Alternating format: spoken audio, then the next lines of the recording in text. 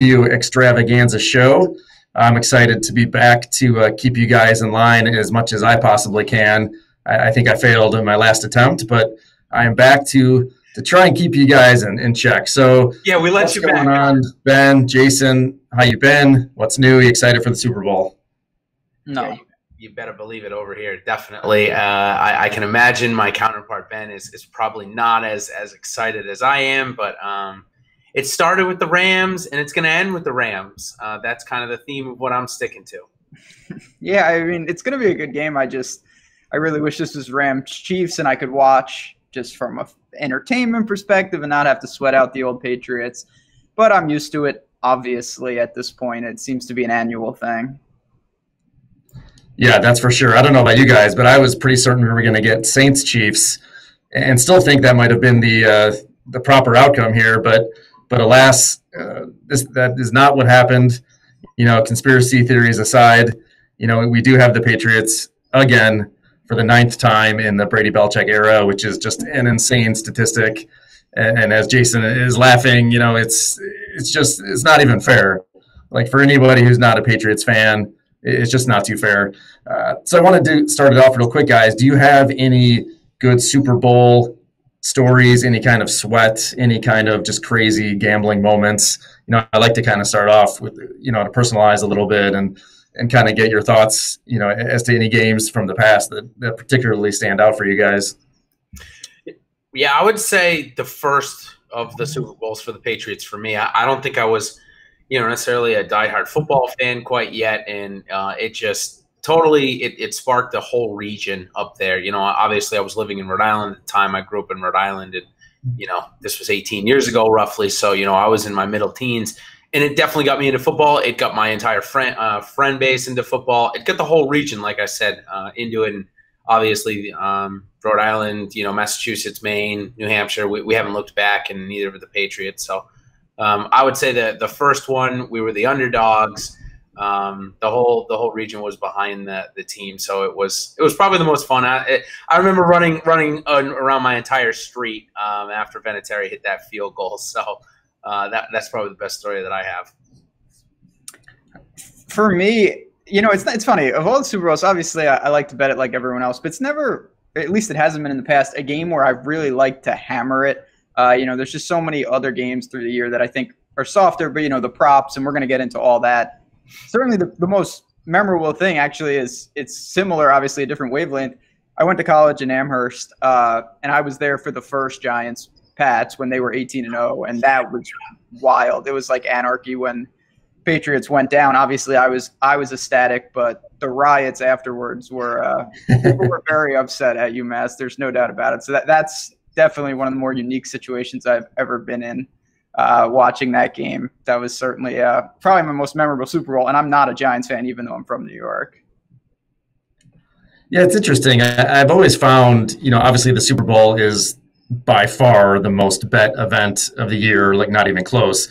And you have this influx of just very, very casual bettors and even, you know, less casual than your average fan. Oh, yeah. And I found over the years that has created some opportunities to get some softer lines. And we'll talk about props a little bit. And I mean, even the casual public likes to bet props, you know, specifically on this game. So I've found over the years that there are some opportunities that you potentially may not find in just your average game, just due to the volume alone and, you know, the market that gets created just because of the astronomical numbers that are being bet in this game. You know, it's interesting. I have a long history betting against the Patriots in these Super Bowls. That's so disappointing to hear. Which has gone great, but also the last few years has been kind of heartbreaking. You know, the Patriots have only covered 2 times in this run of Super Bowls.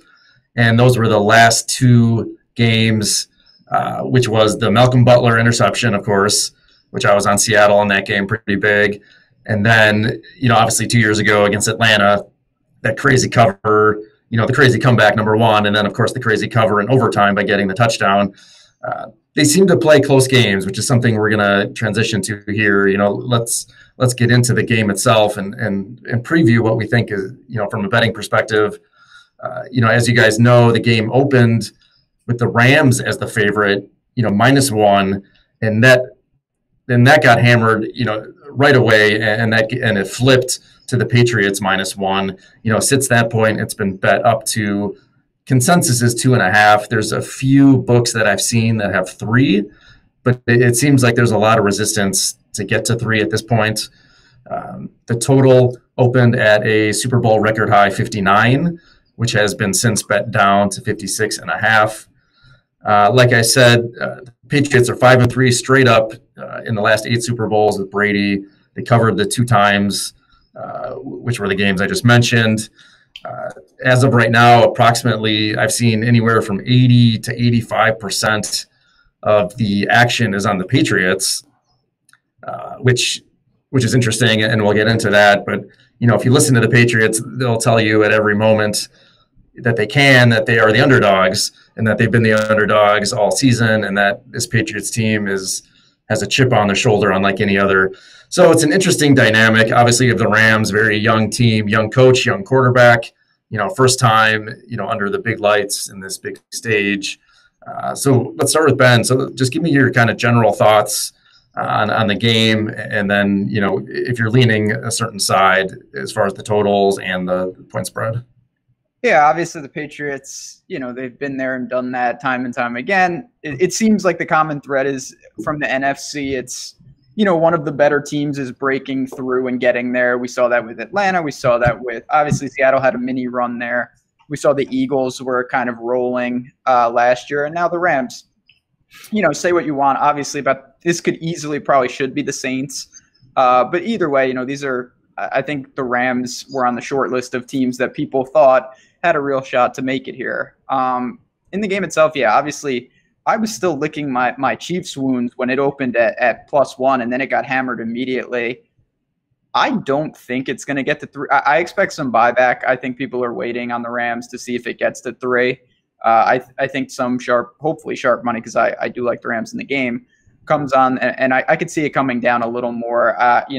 And for me, it's not that big a deal if it's 2.5 to 1.5. I'll probably either try to cross the 3. Hopefully it gets there and I can just take it, even if it's like -120. But that's kind of where I'm at. The game itself, we're obviously going to break it down. I think the key question, and we've been asking this a lot, is what's up with Todd Gurley? He's got an extra week. I don't care what anyone says. Yeah, he didn't have a great game, and maybe they scaled it back a little. But if he was fully healthy, I cannot imagine that's how they would deploy him against the Saints. So they're going to need him. We're going to talk about CJ Anderson. I'm going to probably be under on those props again. And then on the other side, obviously, it's, these Patriot running backs for me is the key. Sony Michel, James White. How do they stop that? Burkhead, another one. That's really the key on the Rams defense for me. How about you, Jason? What are your thoughts? Yeah, so first off, I think the 56 number that it is on the over, I'll start there. I think that's pretty good. I think that basically says, what about 8 touchdowns, throwing some field goals or whatever, two-point conversions, whatever you want to say. It's about 8 touchdowns. And what I like to do is look at the props that they offer. It's the only event that they're going to offer something like Tom Brady 4 touchdown passes, at a 6-1 or something like that. So I think that, yes, the over-under is something we can look at, but I'm interested to play those other lines if I do believe it's going to come close to that over or even get over the 56 number. And subsequently on the other side, if I think this could end up being a running game, you can also bet, the 0 touchdown passes from each quarterback. So I guess the over-under line kind of seems boring to me in this game. I'm just being totally honest with you. I think there are better ways to play the over-under in this format. You're not going to get it barely ever in any in any other event. So that's where I like to take advantage of these type of things. It just increases the odds a little bit. Again, that's just the way I like to do it. You guys will probably tell me it's probably not the plus EV way, but it's just the way that I like to do it. So let me get your guys' thoughts on this. So in the last 2 games, the Patriots jumped out to huge leads and really ran the ball a lot more effectively than I think anybody was giving them credit to be able to do. And that translated into Sony Michel having, gigantic games, and, time of possession, was 60+% on the Patriots side. Do you guys see this game developing in a similar sense, in that the Patriots are going to come out and try to pound the ball? Or do you see them trying to spread out, that Rams defense and try and, move the ball a little bit more quickly. Especially, I think the Rams' weakness, even though they have some big names, is really the back end in the secondary. And, personally, I think they can be beat, in the passing game, and they may have a much harder time running the ball. So just kind of wanted to get your thoughts on that. For me, I'll just say real quick, I actually, one of the most impressive things about the Patriots is the way they can chameleon their game plan. They kind of tailor to the opponent. They find the weakness. It's just a hunch. I actually think that the Patriots come out and run up-tempo fast. I think they try to spread the Rams, quick passes, isolate the linebackers with Edelman, Hogan maybe trying to stretch it, James White out of the backfield. I think a lot of people are thinking, Sony Michel up the middle, 8-minute drive to start. I actually think that the Patriots are going to go spread it out, have Brady throwing early and often, and then maybe start to run the ball, later in the game, kind of an opposite flip the script. Yeah, so from my side, if we take the first couple of drives in the Chiefs game, they did both of those things that you guys are saying. If you looked, it would be first down, Sony Michel would run for 6. They'd get right back to the line. They'd flip it out to James White for 7 first down. And it just seemed like they did that against San Diego. They did it again against Kansas City. And it's a balanced attack. And that's the thing with the Patriots that, when Gordon was playing and Sony Michel was hurt, it was all Tom Brady, and the stats didn't look great, and the Patriots didn't look that good. Sony's come back. Burkhead's come back. The offensive line is obviously gelling. And now they're a two-way team, and Tom Brady – okay, say what you want about his downfield throwing or noodle arm or whatever. He's by far the best in-game quarterback that there is of all time. There's no doubt about that. And he can stand up in the line. If he sees Aaron Donald playing soft, he'll put Sony Michel right after him. And Sony Michel runs through the tackles. That's what the Patriots like to do. So I don't know if they're, yes, Chris Hogan's our number 2 wide receiver. But I don't think they're going to need him that much. And I do believe the Rams are going to have to score a lot of points to keep up with the Patriots this week. Yeah, I think you bring up a good point. The game script, certainly with the Chargers game, dictated the need to run the ball more and just kind of run the clock as they got ahead by so many points. The Chiefs game, there was a mix, and I think with the Rams, what I'm expecting is a little bit more of the up tempo. Clearly they did it with the Chiefs, and they did mix it up, with Michel, and then doing the short pass game to James White. And I see them doing a similar thing, and then also really working the slot. I think Gronk is set up for a potentially big game. If he can stay healthy and get out on the 8 to 15-yard routes up the seam, I see him having a really good game against either the Rams linebackers or corners who they're going to put on him. I think it's just an incredible mismatch. Jason, I'm just assuming that you are taking the Pats here. Is that a correct assumption? Yeah. So here's the thing with the Super Bowl. What I've done in the past with the Patriots, I've found it that they've always, most of the time, been a favorite, except for that first one. And I was, 12 years old, so I wasn't betting it. I've gone to the props. I've spent my money on there. I've just found it a better way to root for the game because inherently I'm obviously rooting for the Patriots. And they always say don't bet on the teams that you root for. It just could be double heartbreaking. So I am taking the Patriots, but I'm going to be honest with you. I'm looking way more at their props this week just because they offer everything. And like you said at the top, I think that there's way softer lines there than there normally would be. Ben, did you have any thoughts on the total? I wish, obviously, I almost grabbed it early too. I should have. I was going to lean to the under. On 60.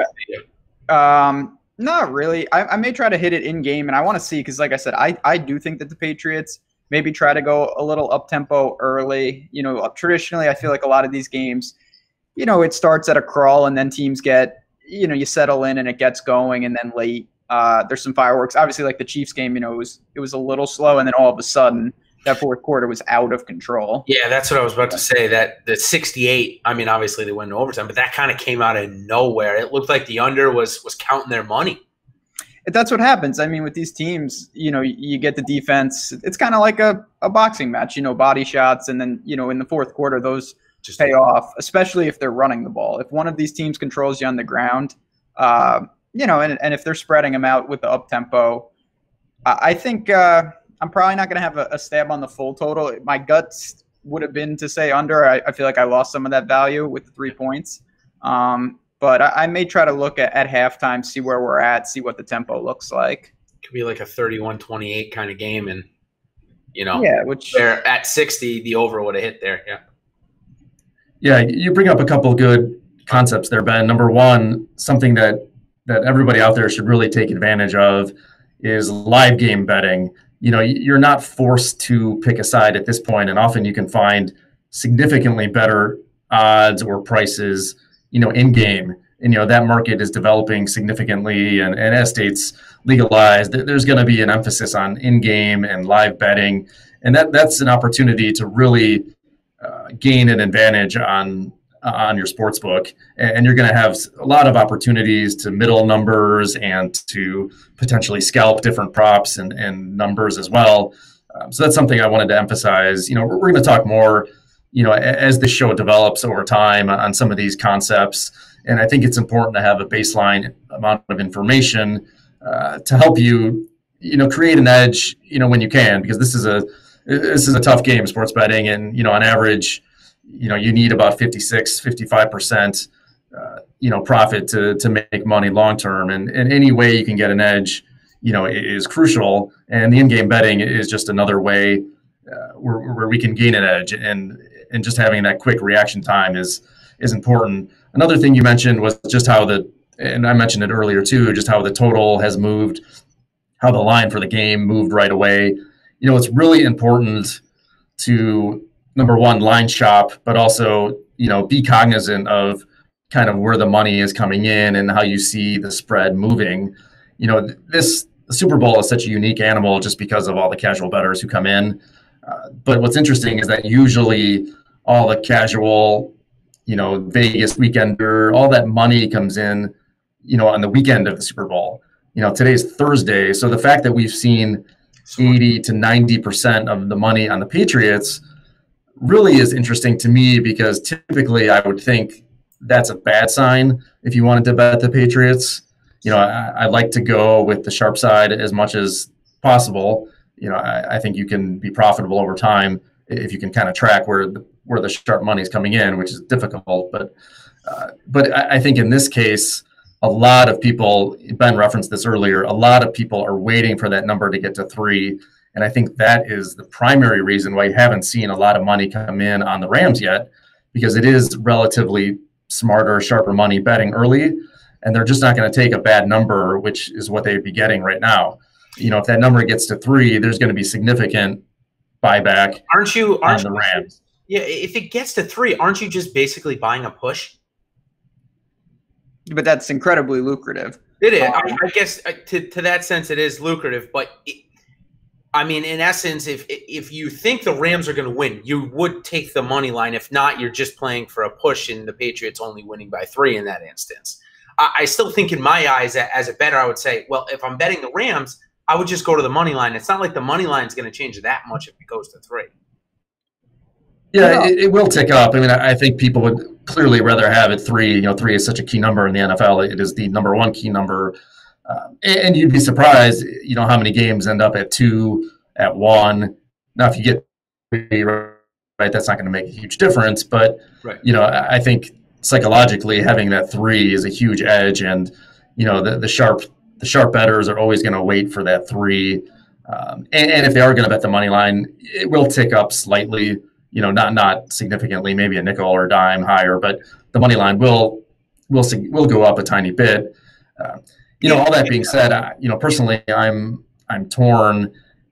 I don't like to bet on the Patriots in these spots, and my heart is telling me that the Patriots is the right side, even though all this money is coming in on the Patriots. So I'm kind of holding out. I'd like to find a live number. I think that is more suitable.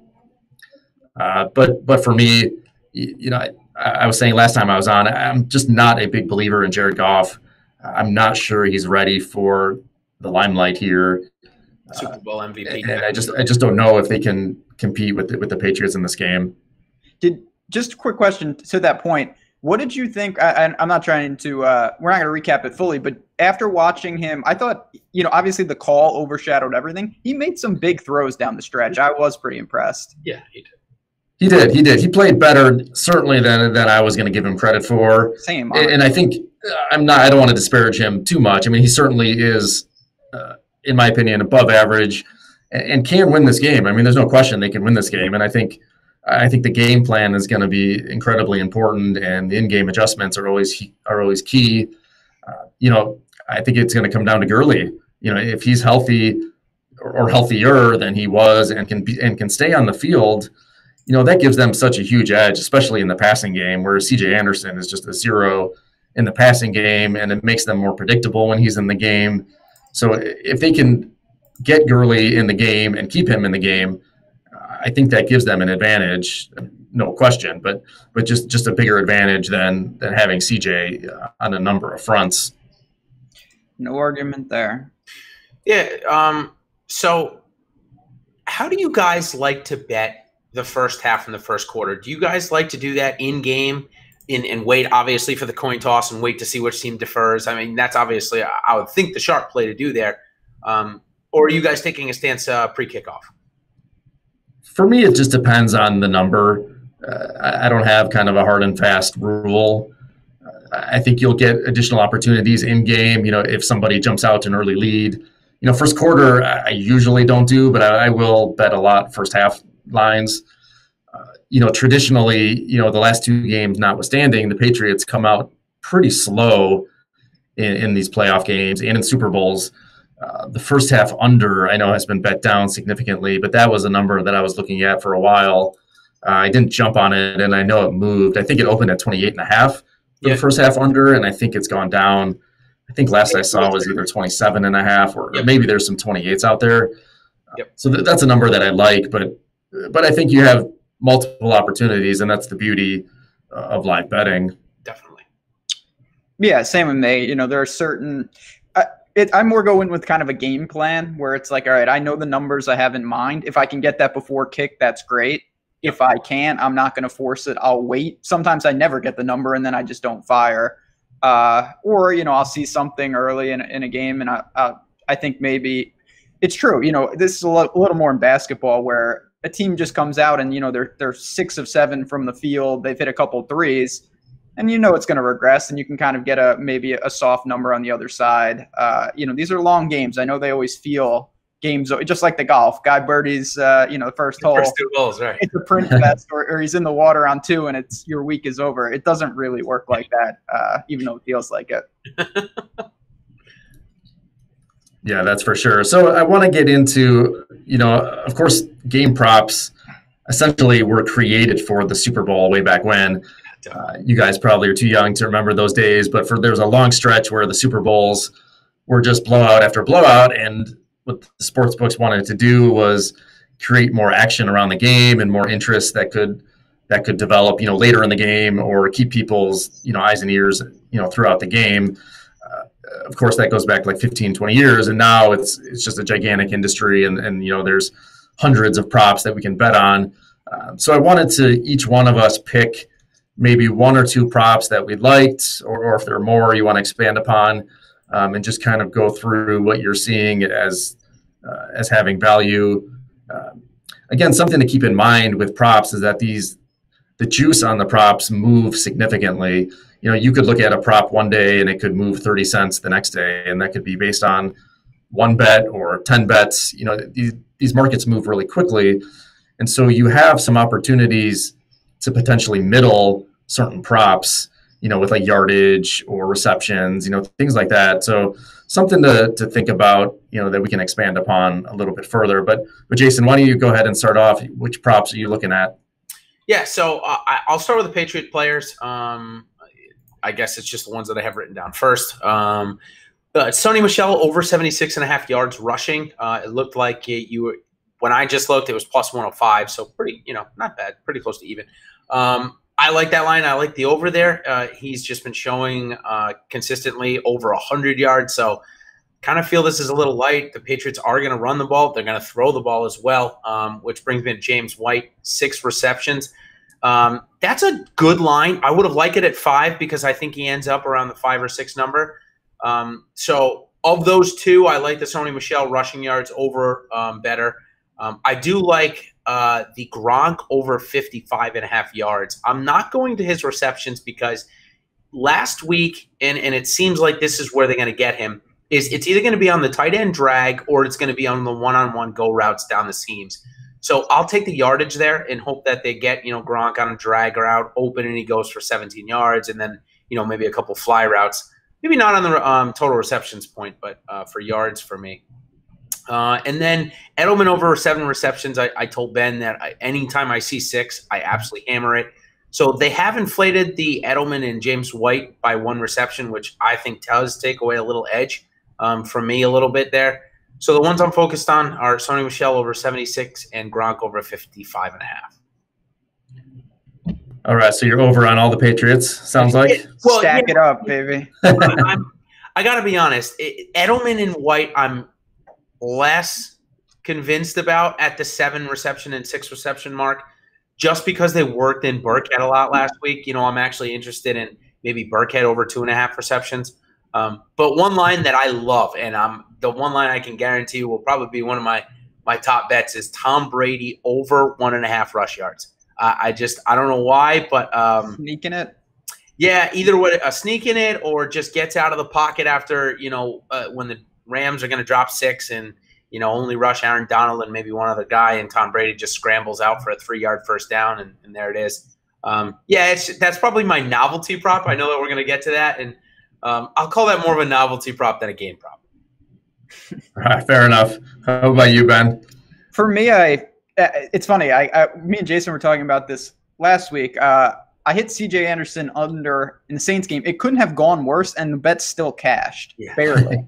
I'm right back there. So I have a line in front of me, -110, under 55.5, and that's combining rushing and receiving. Receiving's a virtual 0. I don't really worry about that too much. Yep. And it just goes back to what I'm talking about. I am still going to bank that Gurley, after an extra week, is going to assume the role that I thought he would have against the Saints, which is a true workhorse. And they work C.J. Anderson in here or there. He has a handful of carries, but he really doesn't amount to a huge part of the game plan. So for me, under 55.5, I will just bank that the carries aren't there. I doubt that he breaks one, and if he does, so be it. I think for me, that's kind of just where I stand on the Rams as a whole in this game. Yeah, I think for me, there's a few that stood out. I did circle the Sony Michel over rushing yards as well. I do like that one. But the ones that I particularly like are Robert Woods over 70. I think it's 70.5 receiving yards right now. And kind of my rationale there is that we've seen in the last few weeks, and this is just kind of Belichick's MO, is that he's going to take away your team's number one option. And we've seen that over the years.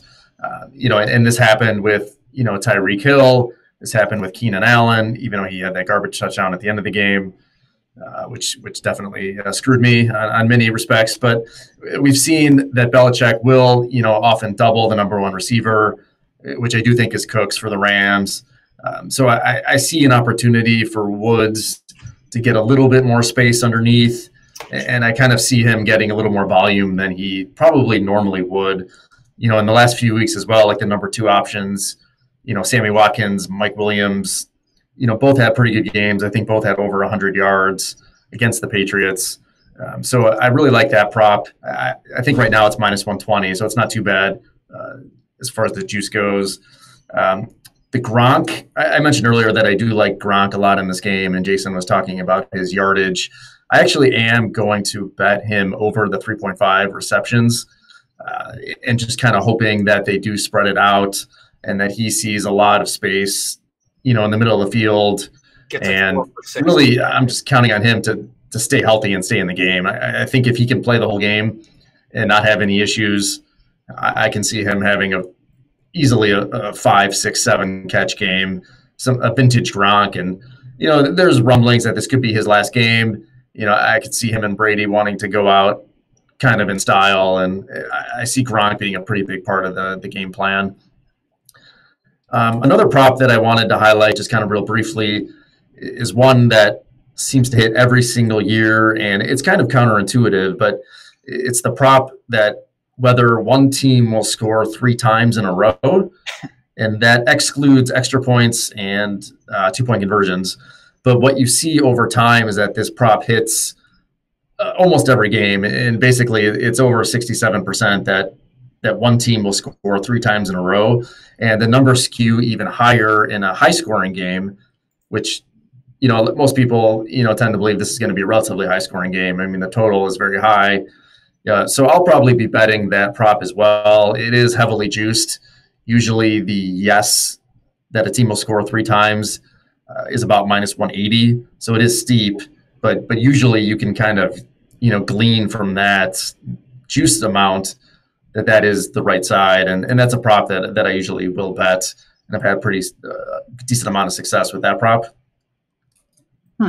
Yeah, I mean, these teams, obviously, it does play kind of like basketball more and more. With football, it's a little more wide open, and teams just get on a run, and teams are never out of it. Obviously the Patriots are a great example, but you see time and time again now, being down a couple scores, it's not even that big a deal anymore. You get one. If you're deferred, you get the Belichick loves to steal that possession. You can string a couple together real quick. Yeah, exactly. And you talk, going into halftime, you have that opportunity as well. With the second half, like people don't realize that's a continuous possession. Absolutely. Scored last is getting the ball. So it just happens a lot more than you think it would. You wouldn't think that would be the case, that a team would score 3 times in a row unless it was a complete blowout. But just take a look at that prop. That's one that I've hit many times. Have you guys taken a look at the MVP props? Yeah, absolutely. For sure. Jason, what are your thoughts? Is there anybody that jumps out as value or as a good play? Yeah, so this is definitely a fun one that I like to bet. Obviously the quarterback from either team is just going to be the favorite every single year. But, I hit Bobby Wagner a couple of years ago. I don't know if you guys remember that one for the Seahawks. I think it was his first one. Middle linebacker. And I had like $2 on him, so it wasn't anything. But I like to bet the defensive players, and they're always normally really high because when I look at who can win, it's, if a wide receiver has a massive game, I think we saw Deion Branch win one in these Patriot, 9 times that they've been here. I think Deion Branch might have won one, but wide receivers don't really get that much love. If Gronk went off, maybe they give it to him if he announced retirement or something. But it's likely it goes to Brady. Then you look at the running backs. Other than that, though, it could be a defensive player. Impacts the game greatly if it ends up being a 24 to 14 game, and it's way more defensive than people think. So I took a look at Kyle Van Noy at 88 to 1. He's been playing really well for the Patriots. Had a really good game last week. And then Stephen Gilmore, the cornerback, 150 to 1. If he gets an interception, pick 6, maybe another forced fumble in a really good game, maybe you could see him. And then, of course, if we're talking defensive, can't get away from Aaron Donald. He could obviously take over the game, and if he sacks, Brady 3 or 4 times and gets a forced fumble, you better believe he's going to get some notion for it. I looked at Donald too. I didn't love the number on him. That was my one concern. He's kind of the trendy defense guy. For me, I kept it. You brought up a great point. For Gronk, I have some Gronk 30 to 1. I thought that was just too much. And I'm with you. Receivers get a tough rap because it's obviously correlated. If they have a big game, it means Brady had probably a decent game at worst. But with Gronk specifically, this could be his last game. I could see, if he grabs 2 touchdowns and maybe it's a little lower scoring, him get on the mix. But my favorite bet is Todd Gurley, 10 to 1. I think that's a really good number because it's kind of priced in that we don't know. And I get there's increased variance, increased volatility. He might be dead right out of the water. But if he's okay, and we knew that if he had his full workload against the Saints, Todd Gurley would be with the quarterbacks in terms of odds right now. I don't think that's really up for debate. So I'll roll the dice. I think if the Rams have any chance to win this game, Todd Gurley has to be involved. So don't mind taking a stab there at inflated odds to me. I think you make a good point that there's the recency bias with Gurley, and you would never see a 10 to 1 number for Gurley if he was, at full speed and was playing at his, regular season level the last few weeks.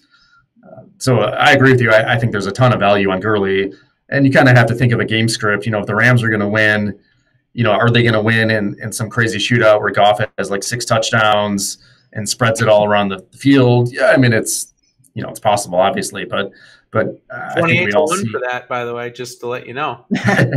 That's right. So yeah, I agree with you that Gurley makes a lot of sense. I know one approach that a lot of people like to do is if you don't want to lay the juice with the Patriots money line, you could basically just bet Tom Brady at, I think he's at like plus 125 right now. Yep. And it's essentially you're just betting the Patriots money line and getting plus 125. I think the only caveat with that is Gronk. And I can see, like you both were saying, there is an avenue, where Gronk has a monster game and goes out and, just doesn't play crushes them and announces, even if he announces retirement or not, like you could see them wanting to give it to Gronk. So you could do those two in conjunction. If you think the Patriots are going to win, I think there's a lot of value in betting, both Brady and Gronk. Yeah, I'd only if you're steadfast on that, I would only say that throw in Sony Michel at 12-1 because that's the only way you end up losing there, right? If the Patriots win and Sony goes for 28 and 210, they're gonna, he'll get it. So that would be my only caveat. If you're gonna do that, I'd say, well, we've seen the Patriots win, especially these big games. I remember the Chiefs a year and a half ago when the Chiefs were still really good with Alex Smith. I mean, it was what was the guy's name? And now he's no longer in the league. Ran 300, 3 scores. The name will come to me, but it just could happen. And if Belichick sees that they can't stop the run, he'll just pound it all day long. Priest Holmes? No, you're talking more recent than Priest Holmes. I'm talking for the Patriots. It was running back. Oh, the Patriots. Yeah, running back for the Patriots. He was Cyrus Gray. Yeah, Jonas Gray. Yeah, Jonas Gray. Cyrus Gray. That guy sounds cooler, but he might be made up. Yeah. Sounds like an X-Men or something. Yeah, he's no. I mean, you bring up a good point. Obviously, I'll say this just from a personal level. I put that avenue more with the Goff torching. It's certainly an outcome. I'm not saying it's not possible. I really do think, though, if the Patriots win the game, it's going to be more aerial. And if the Rams do, Gurley gets back to what we had seen during the regular season. It's similar. Obviously, we're going to have plenty of content. Showdown will be more and more prevalent on the site. You do want to even bet some of these props with a script in mind with, okay, if I like the Rams in this game, how are they getting there? It's probably unrealistic to think that, Goff gets them there. I feel like if that's the game, you got to look to some of the Patriots have a much better shot of coming out on top. Yeah, exactly. Like in a showdown, right? A game script is really important, especially with props. And I think, the next prop that I wanted to look at does offer a little bit more of the long shot value, kind of just a more entertainment type prop, but one that I've often wagered on and may have had a wager in the DraftKings event on is the first touchdown scored. Yep. And you can often get some really inflated odds. And, what I did a couple of weeks ago was, I kind of created this game script where the Pats would get the ball first, which they often do defer. So I kind of got lucky that they took the ball and then that they would end up on the 1 yard line, whether that's through just kind of chance or from a pass interference in the end zone. And that's exactly what happened. And I had bet Burkhead and Brady for first touchdown. And of course they gave it to Michel. But I was kind of going through in my mind the script to kind of get to the outcome that I was looking for. Are there any of the first touchdown ones that jump out to you? Obviously, you can get some pretty significant odds on a lot of these guys, and it is not a very predictable statistic or prop, but a fun one to bet. Ben, I'll let you go first. Sure. I mean, for me, obviously, the guys we talked about for MVP, they're going to be the lowest odds for good reason. They're going to be involved. I will say, if you want a dark horse guy, Josh, and it's kind of similar to what you're talking about with Robert Woods. I think they do their best to take away Cooks. Josh Reynolds made some big catches late in that Saints game. Goff seemed comfortable with him kind of on those underneath routes. We've seen him get some looks in the red zone. So if the Rams do get the ball first and they can march down, I may sprinkle, say, hey, if they get it first, they take away the over the top. Obviously, Woods is the more likely option, but you're going to get some good odds on someone like Josh Reynolds. Cooper Kupp ain't walking through that door. He's the third option. Worth a dart throw if you're looking to be a little aggressive.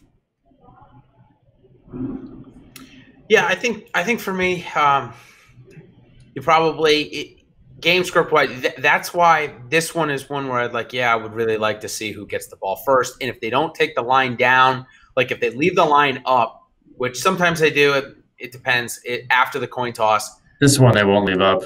Yeah, probably. At least the inflated lines that they do. So it's tough for me. Bet the running backs pick one tight end or wide receiver. You know, Gerald Everett or Tyler Higbee probably get massive inflated lines. That's where I'd look to go. You know, Tom Brady or Jared Goff running it in. Well, you could kill a lot of props if Tom Brady ran it in for over 2 yards. So that would be a fun one. But yeah, I think for me, I would pick one wide receiver not named Cooks, Woods, or Edelman, and just hope that something crazy ends up for the first touchdown.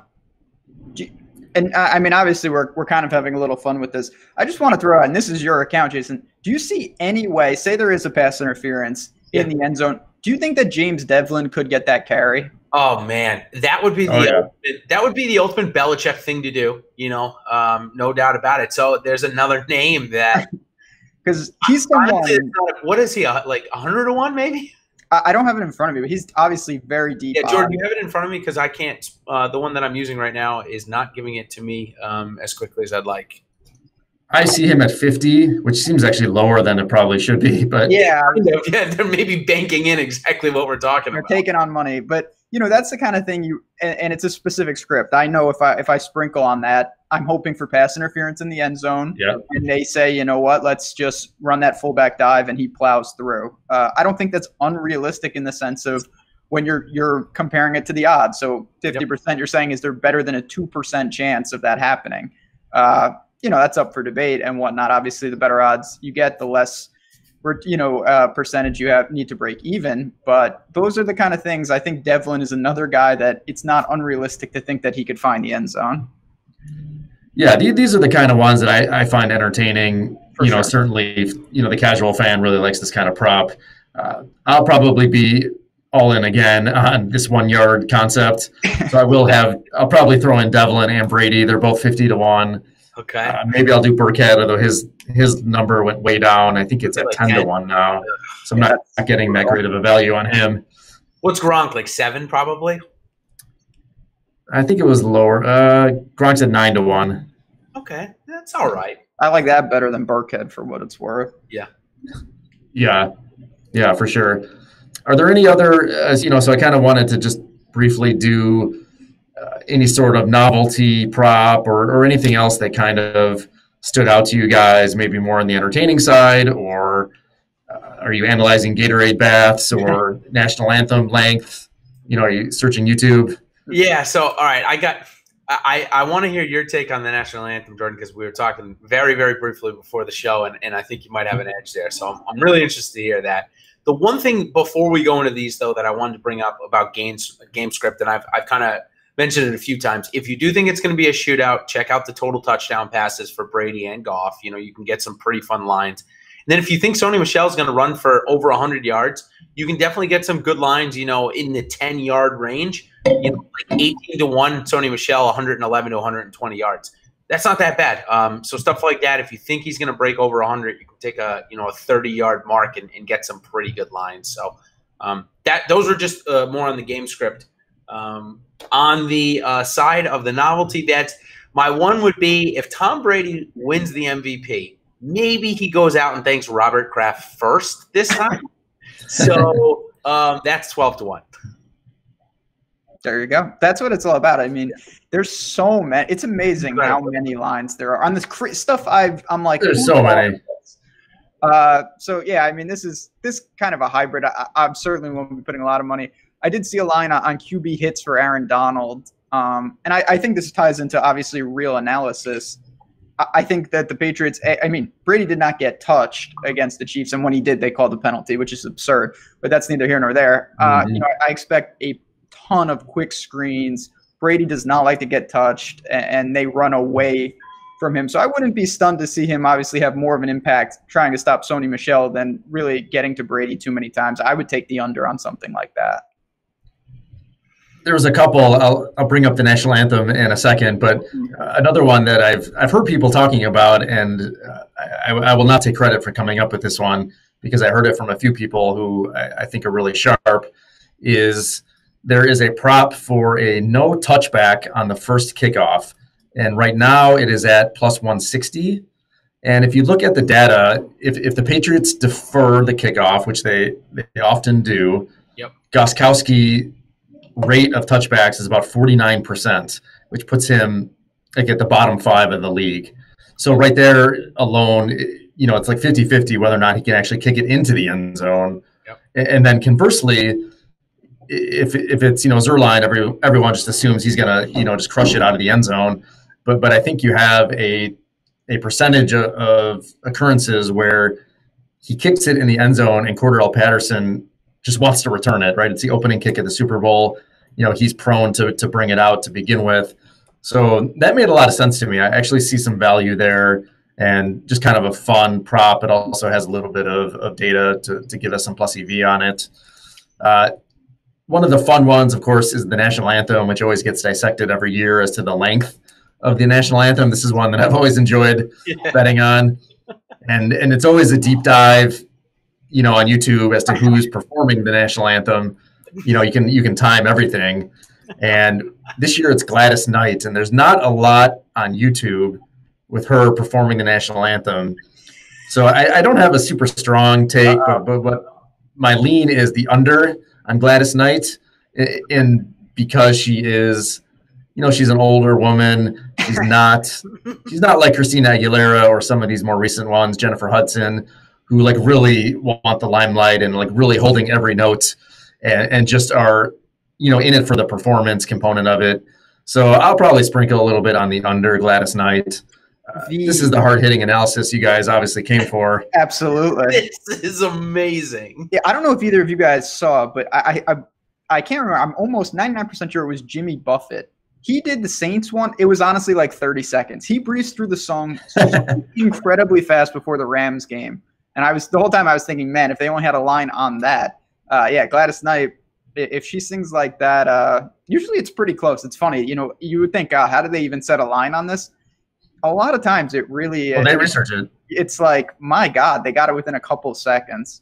It's pretty incredible. They got to have people on the ground, and it's nuts. Yeah, or she performs it and somebody was there timing it, or who knows.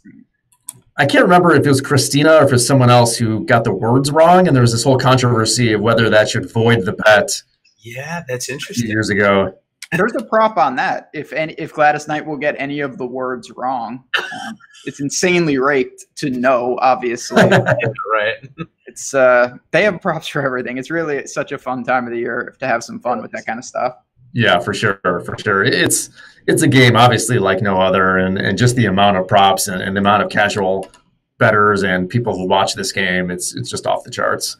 So it's a lot of fun, and I'm glad we kind of went through some of the more data-oriented props, and then some just the more fun, kind of just have a sweat type props.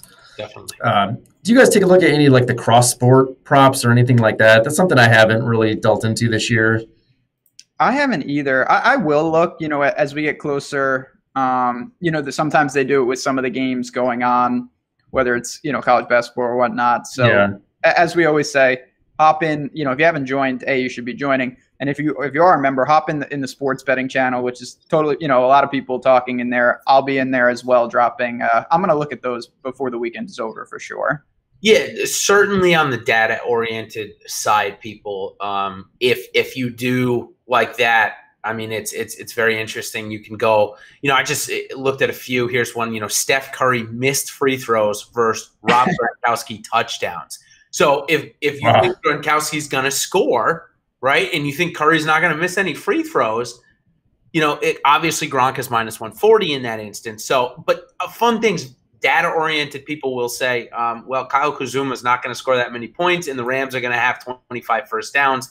Rams are the better bet there. So I didn't even think of that really until you said something, Jordan. So I would say definitely turn to our Slack channel if you're not already a member. There will be some really good content. I know Ben will be breaking it down and plenty of other of us here. So definitely be good to get in there. Yeah, I'm glad you mentioned that. That's really important, for our subscribers, and then for those who aren't subscribers yet. It's a really valuable tool that we do offer is the member Slack, and there's different channels for different sports. We have a sports betting Slack channel now, and it is a nice opportunity to talk to us, but then also talk to some other subscribers and kind of go through props, go through game theory, whatever you guys want to talk about. It's a nice community that has developed there. So I'm glad you brought that up. Yeah, extremely. You guys on there too, for sure. Yeah. Have you guys looked at any of the early numbers for next year? So it came out a week ago or so, the early Super Bowl numbers for next season. It's never too soon. There's always the opportunity to bet on something that you want to bet on. So I thought I'd see if you guys had any super early leans or if you saw any tremendous value on a certain team.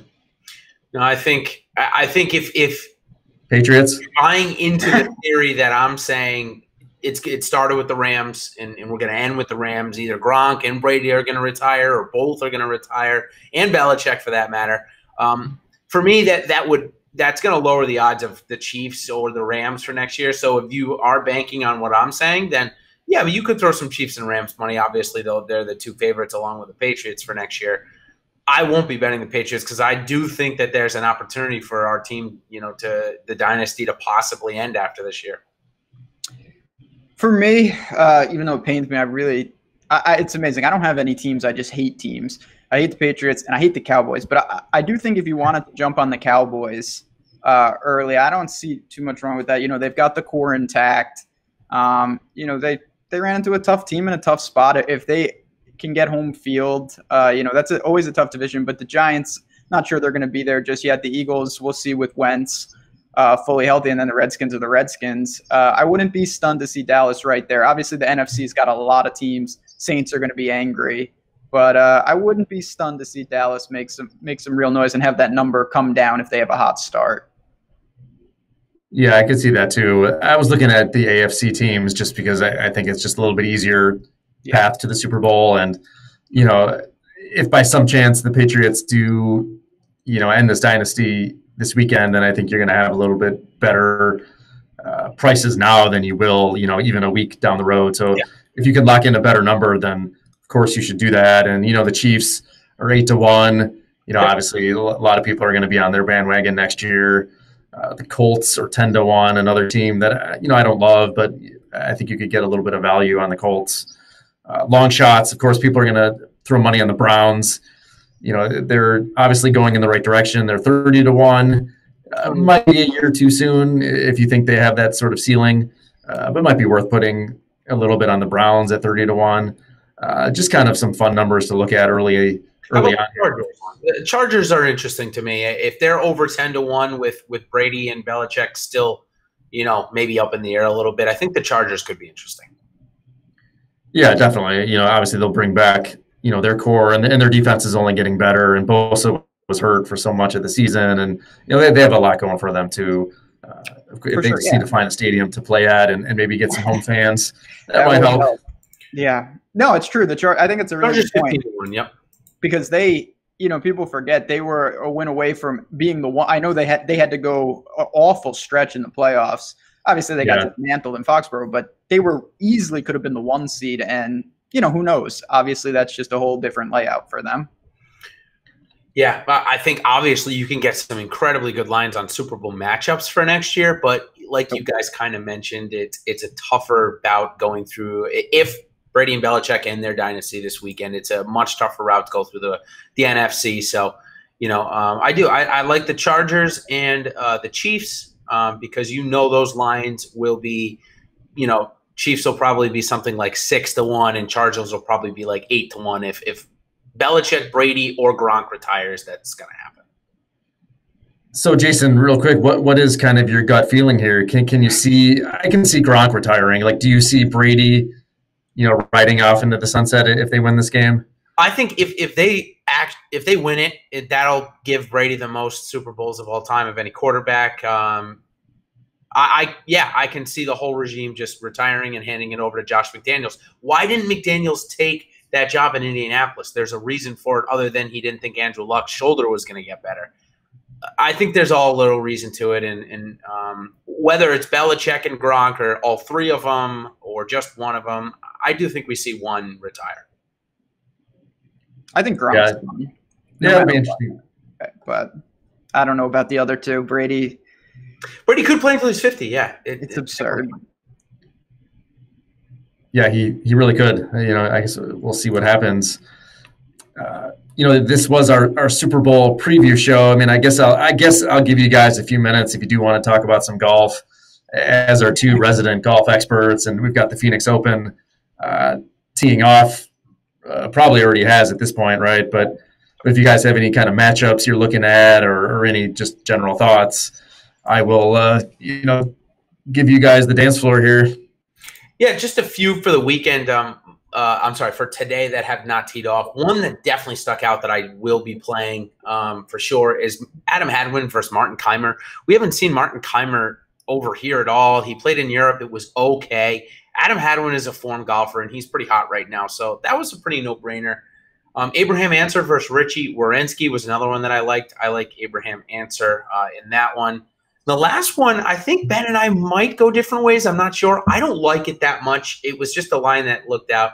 It's Kevin Tway versus Steve Stricker. It's actually a pretty good matchup. I don't really want to bet it. The first two I do, but I want to see if – I know Ben's on Stricker for DraftKings. Do you like him in this matchup, or is it too much of a coin flip for you? I don't have the line in front of me. That is a coin flip. So if Stricker's, plus 135 or something, I would lean to that side. I think they're two pretty low variance guys and should grind their way to decent rounds today. Yep. We'll see. Yeah, obviously, it's an early start. I haven't looked too much from what I saw before the show. Everything was going well. Hopefully that's continuing. And obviously we're going to have a ton more content. Both, Jason does an awesome job with showdown stuff every day. Another reason you should be in the Slack chat. And then I have a feeling we'll have some Super Bowl stuff coming out up until the big game. Definitely. Appreciate everything. Looking forward to the game this weekend, and I'm sure we'll break it down next week. And like you both said, we'll be in Slack over the next few days talking about the game and our props that we like and don't like. But any parting thoughts? Any score predictions? Oh man, score predictions. I will go 31-24 Pats. Man, I was going to say the same thing with the Rams. I think that's what we're going to see. It's going to be a competitive game, and obviously I hope the Rams come out on top. Total probably right around that, mid-50s, high 50s. Yeah, I see it too. I'm still kind of torn which way I'm going to go. I think I'm leaning Pats, and probably we'll just take the money line. If it does get up to 3, then I will consider, but just kind of waiting and seeing, holding out at this point for me. But just want to thank you guys again. Jason, Ben, I'm Jordan. Really appreciate everything, and we'll talk to you guys next week. Sounds good. See ya.